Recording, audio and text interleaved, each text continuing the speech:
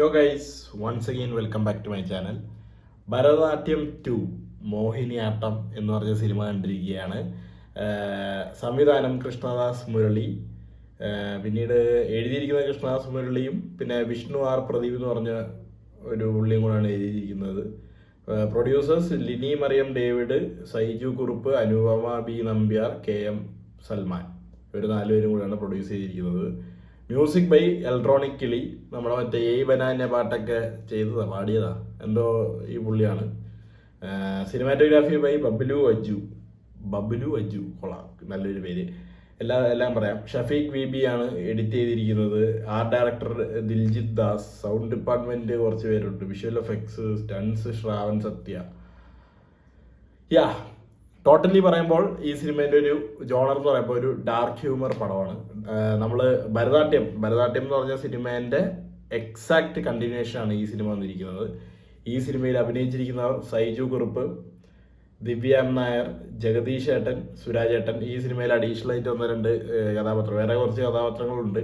Baby gene ഈ സിനിമയിൽ additional ആയിട്ട് വന്ന മറ്റൊരു കിടിലൻ കഥാപാത്രം. കഴിഞ്ഞ പടത്തിൽ ഉണ്ടായിരുന്ന ഫാമിലി മെമ്പേഴ്സും പിന്നെ അവരുടെ വേറെ ഒരു ഫ്രണ്ടും അങ്ങനെ കുറച്ച് പേര് അതേപടി ഇവർ ഈ സിനിമയിലോട്ട് എടുത്തിട്ടുണ്ട്.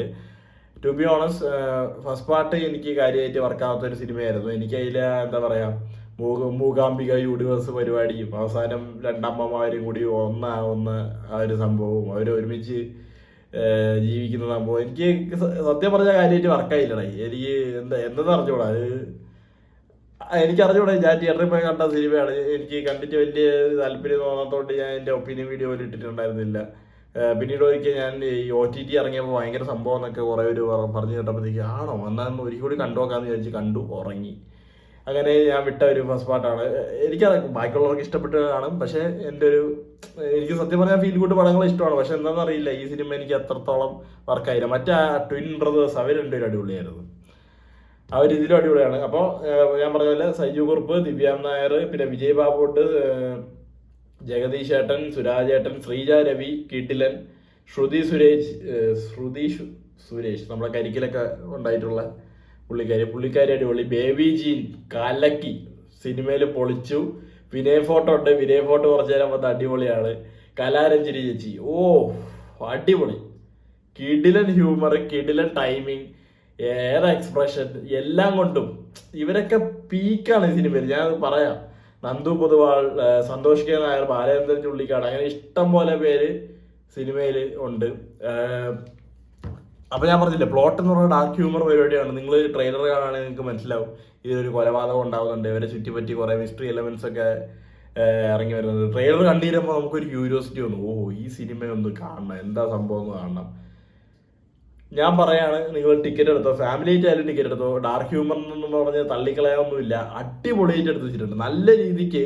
എന്ന് വെച്ചാൽ സായികുമാർ ഏട്ടൻ്റെ ഭരതൻ നായർ എന്ന് പറഞ്ഞൊരു കഥാപാത്രത്തിന് എന്താ പറയുക, ഒരു തരികിട വേറൊരു സൈഡ് കഥയും വേറെ കുറച്ച് എന്താ പറയുക ഒരു അമ്പല സെറ്റപ്പും പരിപാടിയൊക്കെ ഇല്ല. അതെന്താണെന്ന് ഞാൻ ഡീറ്റെയിൽ ആയിട്ട് പറയുന്നില്ല. അത് നിങ്ങൾ കാണുമ്പോൾ, നിങ്ങൾ എക്സ്പീരിയൻസ് ചെയ്യുമ്പോൾ, നിങ്ങൾ ഓരോ സീൻസും കാണുമ്പോൾ നമ്മൾ ഇരുന്നങ്ങ് ചിരിക്കും. സത്യം പറഞ്ഞാൽ ചിരിച്ച് വയറുവേദനയായി.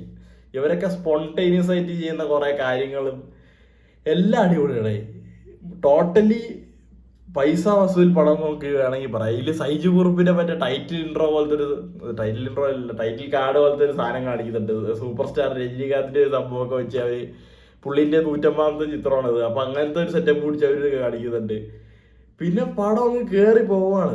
കഥ തുടങ്ങി ഓരോരോ സാധനം വരുന്നു, പെട്ടെന്ന് കഥയിലോട്ട് വരുന്നുണ്ട്, സ്വിച്ച് ചെയ്ത് അടുത്തടുത്ത സീൻസിലോട്ട് പോകുന്നുണ്ട്. ഇതിൻ്റെ ഇടയിലൊക്കെ ആണെങ്കിൽ ഒരു ആറ്റം ഹ്യൂമർ. ആ ഹ്യൂമർ എന്ന് പറഞ്ഞു കഴിഞ്ഞാൽ ചുമ്മാ നമ്മളെ ചിരിപ്പിക്കാൻ വേണ്ടി ഇവരുടെ ഓരോ നോട്ടം ആയാലും ഇവർ ഓരോ ഡയലോഗ് ആയാലും ഇവരെല്ലാവരും കൂടി ഒരുമിച്ച് അതൊരു എന്താ പറയാ, എല്ലാവരും കൂടി ഒരുമിച്ച് ഒരു ഫ്രെയിമിലൊക്കെ വന്ന് നിൽക്കുമ്പോൾ ഓരോ സാധനങ്ങളൊക്കെ ഉണ്ട്. അതൊക്കെ ഭയങ്കര രസമായിരുന്നു. ബേബി ജീൻ മച്ചാൻ സെക്കൻഡ് ഹാഫ് കസറി, അത് പറയാതിരിക്കാൻ വയ്യ. സെക്കൻഡ് ഹാഫിലാണ് ബേബി ജീൻ്റെ കഥാപാത്രം കുറെ കൂടി എന്താ പറയാ, ഒരു കോമഡി ലെവല്, കുറച്ച് ഹ്യൂമർ ലെവലിലൊക്കെ ഇവരുടെയൊക്കെ കൂടെ വന്ന് നിന്ന് അതേ ഇതിൽ കൊണ്ടുപോയത്. സുരാജ് ഏട്ടൻ അഭിനയിക്കുകയായിരുന്നു, അതും പറയാനില്ല, പുള്ളി അടിപൊളി. ജഗദീഷ് ഏട്ടൻ ഞാൻ തുടക്കം കണ്ടപ്പോൾ ഇങ്ങേർക്ക് വലിയ റോളൊന്നും ഇല്ല ഈശ, പുള്ളി എന്തോ ഒന്നും കാണിക്കുന്നില്ല, എന്തൊക്കെയോ പറഞ്ഞിട്ടങ്ങ് പോകുന്നു. 2 സീനിലെന്തോ ഫസ്റ്റ് ഹാഫേ ഉള്ളൂ, സെക്കൻഡ് ഹാഫിലെന്തോ പുള്ളിയും വിഷയം. വിനയ് ഫോർട്ടായാലും അവസാനം വന്നപ്പോൾ പുള്ളി അടിപൊളിയായിരുന്നു. അങ്ങനെ ടോട്ടലി അടിപൊളി. അതിൽ എനിക്ക് ഏറ്റവും മികച്ചതായിട്ട് തോന്നിയ 2 കഥാപാത്രങ്ങൾ കലാരഞ്ജിനി ചേച്ചിന്റെ കഥാപാത്രവും ബേബി ജീന്റെ ആണ്. സൈജു കുറുപ്പ് അടിപൊളി ചെയ്തിട്ടുണ്ട്. മറ്റേ വഴിപോക്കൻ ചേട്ടൻ പുള്ളിയും അടിപൊളിയായിരുന്നു. പുള്ളീൻ്റെ ഒക്കെ കുറെ കൗണ്ടറും കാര്യങ്ങളൊക്കെ ഉണ്ടേ. എല്ലാം കൊണ്ടും സത്യം പറഞ്ഞു കഴിഞ്ഞാൽ നമുക്ക് തിയേറ്ററിൽ ഇരുന്ന് നല്ലോണം ചിരിച്ച് കാണാൻ പറ്റിയ ഒരു സിനിമ. നല്ല രീതിയിൽ എടുത്തു വരുന്നുണ്ട്. ഇതിനെ പറയുകയാണെങ്കിൽ എന്താ പറയാ, ദൃശ്യത്തിന്റെ ഒരു കോമഡി ലെവൽ പടം വന്നാൽ ഇങ്ങനെ ഉണ്ടാവും. ആ ഒരു രീതിയിലാണ് അവർ പിടിച്ചിരിക്കുന്നത്. So that's all with Mohiniyattam. LIK ഞാൻ കണ്ടായിരുന്നു, പക്ഷെ ഇന്ന് അതിന്റെ ഒരു ഒപ്പീനിയൻ പറയാനുള്ള ഒരു ത്രാണി എനിക്കില്ല. ഞാൻ കിടന്ന് ഉറങ്ങാൻ പോകണം. നാളത്തേക്ക് അത് പറയാം. എന്തായാലും അതിനെ കുറിച്ചുള്ളത് അടുത്ത വീഡിയോയിൽ വരികയാണ്. ഈ സിനിമ അടിച്ച് പൊളിച്ച് നല്ല രീതിക്ക് കയറി പോട്ടെ എന്ന് വിചാരിക്കുന്നു. ഇവര് തുടക്കത്തിൽ ഒരു പരിപാടിയൊക്കെ ചെയ്തിട്ടുണ്ട് കേട്ടോ.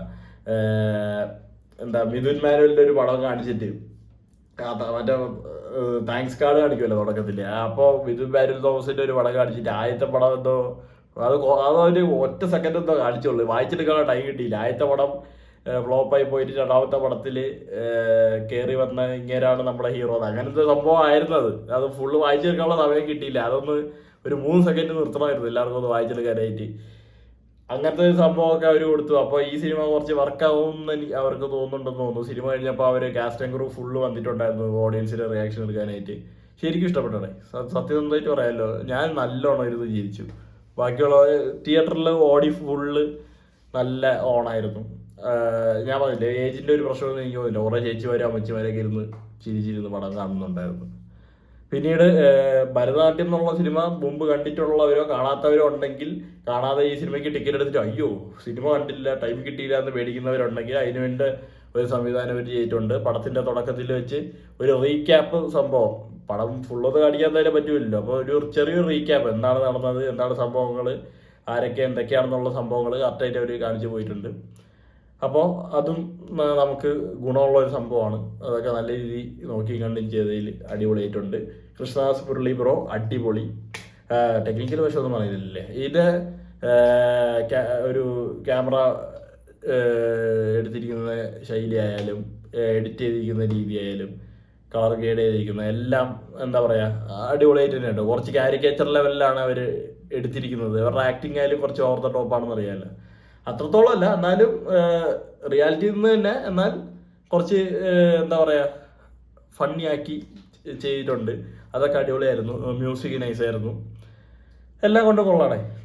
നല്ലൊരു സിനിമ, നല്ല ഇരുന്ന് ചിരിക്കാൻ പറ്റണ ഒരു സിനിമ. മൊത്തത്തിൽ അടിപൊളി. Bye bye.